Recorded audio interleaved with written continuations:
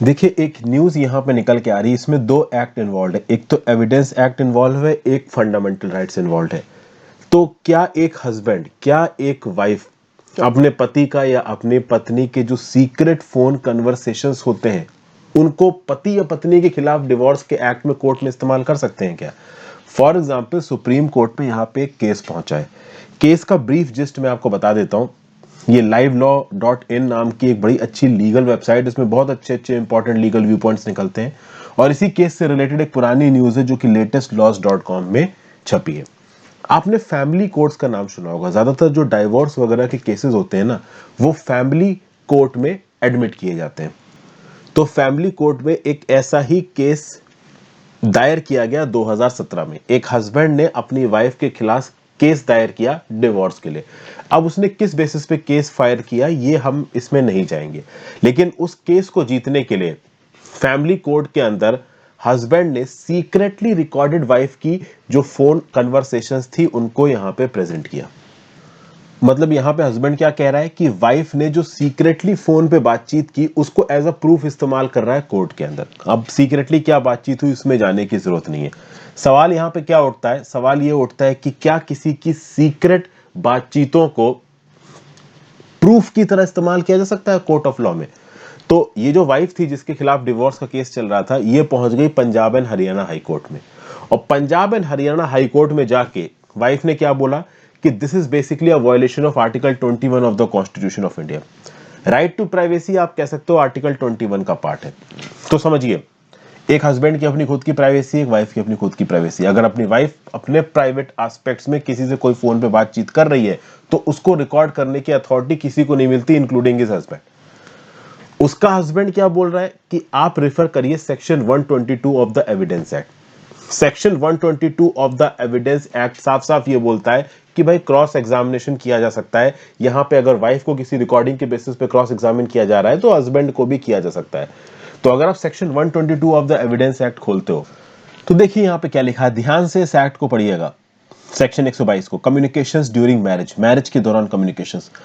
No person who is or has been married shall be compelled to disclose any communication made to him during marriage by any person or whom he is or has been married, nor shall he be permitted to disclose any such communication unless the person who made it or his representative in interest consents, except in suits between married persons or proceedings in which one married person is prosecuted for any crime against the other। तो ये आखिरी line पढ़ के आपको लगेगा कि अगर किसी प्रोसिक्यूशन ऑन है, मतलब किसी ने किसी के खिलाफ कुछ इल्जाम लगा रखा है, तो उसमें ऑब्वियस सी बात है कम्युनिकेशन को बाहर लाया जा सकता है, वो कम्युनिकेशन जो मैरिज में मैरिज पार्टनर्स के बीच में हुआ है। तो सेक्शन 122 को इस्तेमाल करके जो हस्बैंड है वो ये बोल रहा है कि नहीं भाई, वाइफ ने जो भी बातें फोन पे की है मैंने उसको भले ही सरबचीसियसली रिकॉर्ड किया है, लेकिन उनको सामने रखना यहाँ पे जरूरी हो जाता है क्योंकि ये मेरे खिलाफ क्रुएल्टी कर रही है। वाइफ ने क्या बोला जाके Punjab and Haryana high court में कि भाई देखिए, मेरा राइट टू प्राइवेसी वायलेट कर रहा है under article 21 of the constitution. मेरे पर्सनल कॉल्स को सरबचीसियसली सीक्रेटली रिकॉर्ड किया जा रहा है और कोर्ट ऑफ लॉ में इस्तेमाल किया जा रहा है, ये गलत है। तो डिवोर्स का केस चल रहा है फैमिली कोर्ट में। वाइफ इस मैटर को खींच के लेके गई कहां पे? हाई कोर्ट पे। और हाई कोर्ट में बोला कि मेरी सीक्रेट रिकॉर्डिंग्स को ऑन रिकॉर्ड नहीं लिया जा सकता है केस को डिसाइड करने के लिए। Punjab and Haryana high court ने क्या डिसीजन दिया? Punjab and Haryana high court ने यह बोला कि जब फैमिली कोर्ट में डिवोर्स की पिटीशन फाइल की हस्बैंड ने, देखिए ये एक बहुत इंपॉर्टेंट टॉपिक है। आप बोलोगे कि दो पर्सनल लोगों के बीच की बातचीत को हम लोग यहां पे डेसिफर कर रहे हैं, नहीं, यहां पे बातचीत को डेसिफर नहीं कर रहे हैं। लीगल मैटर्स में किस हद तक इंडियन एविडेंस एक्ट का सेक्शन 122 डोमिनेंट होगा या फिर फंडामेंटल राइट आर्टिकल 21 डोमिनेंट होगा, ये एक बहुत बड़ी बहस है। यहाँ पे section 122 of the evidence act 1872 versus article 21 of the constitution of India की बात हो रही है। तो जब हाई कोर्ट में पहुंची थी वाइफ केस लेके, तो हाई कोर्ट ने यहाँ पे क्या बोला कि हस्बैंड ने जब फैमिली कोर्ट में ओरिजिनल पिटीशन फाइल की थी उसमें इस प्रकार की सीक्रेट रिकॉर्डिंग्स के बारे में नहीं बोला गया, सप्लीमेंट्री एफिडेविट के थ्रू बोला गया, ओरिजिनल एफिडेविट के थ्रू नहीं बोला गया।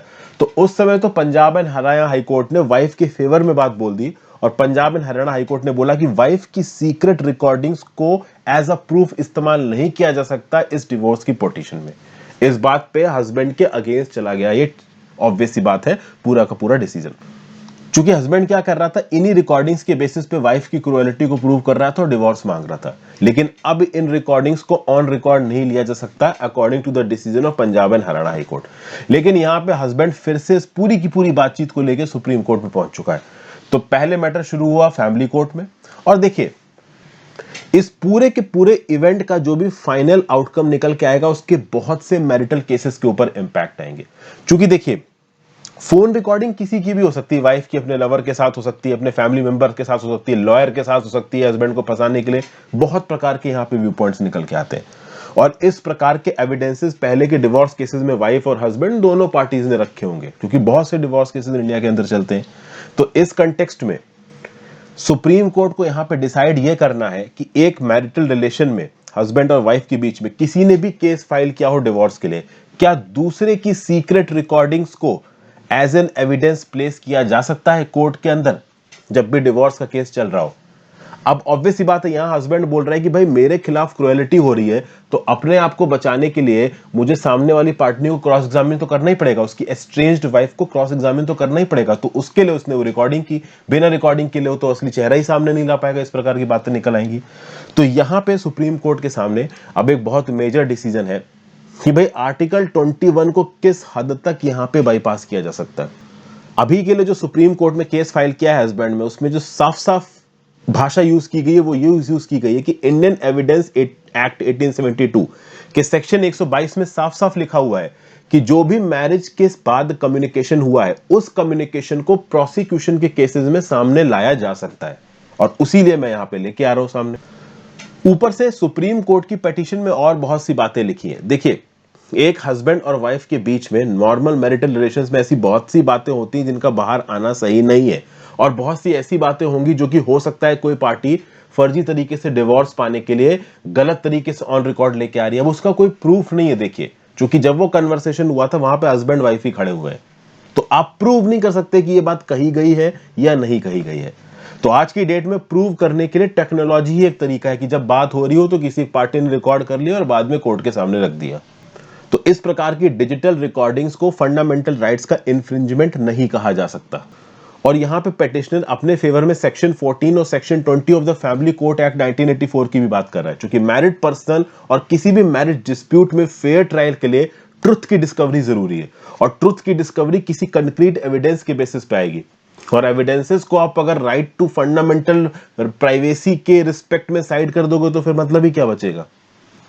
तो ये जो Punjab and Haryana high court ने, जो पेटिशनर हस्बैंड है जो कि यहाँ पे डिवोर्स मांग रहा है, उसका ये बोलना है कि Punjab and Haryana high court ने जो जजमेंट दे दिया है कि भाई आप वाइफ की सरबचीशियसली सीक्रेटली रिकॉर्डेड बातों को एज एन एविडेंस एक्सेप्ट नहीं करवा सकते, कोर्ट में ये चीज गलत है, इसको खारिज किया जाए और उसको बेसिस बनाया जाए यहाँ पे डिवोर्स का। तो बात शुरू हुई फैमिली कोर्ट से, फैमिली कोर्ट से वो पहुंच गई Punjab and Haryana high court ने। Punjab and Haryana high court ने बोला है कि भाई सीक्रेटली रिकॉर्डेड चीजों को आप एविडेंस की तरह कोर्ट में इस्तेमाल नहीं कर सकते हैं, लेकिन उसके अगेंस्ट पिटीशन पहुंच चुकी है सुप्रीम कोर्ट में। सुप्रीम कोर्ट यहां पे जो भी डिसीजन देगा उस डिसीजन के ऊपर बहुत सारे डिवोर्स केसेस के जो फाइनल रिजल्ट्स हैं वो डिपेंड करेंगे। तो यहां पे कुछ चीजें याद रखिएगा। एक तो section 122 of the Indian evidence act याद रखिएगा, एक article 21 of the Indian constitution याद रखिएगा। ये दो चीजें भी अगर आपको याद रख गई तो इनफ है। बाकी भाई फैमिली कोर्ट एक्ट 1984 का सेक्शन 14 और सेक्शन 20 जो कि right to fair trial of the married person की बात करता है, हालांकि सेक्शन 14 एंड सेक्शन 20 अगर आपको फैमिली कोर्ट एक्ट 1984 नहीं याद है तो भी एक बार को चलेगा। Section 122 of the Indian evidence act जरूर याद रखिएगा, क्योंकि वो कम्युनिकेशंस इन मैरिज की बात करता है। Thank you for watching friends. ज्यादा से ज्यादा लोगों के साथ इस लेक्चर को शेयर करिएगा। थोड़ा सा डिफरेंट टॉपिक है बट लीगली और पॉलिटी वाइज ये टॉपिक बहुत इंपॉर्टेंट है, ठीक है।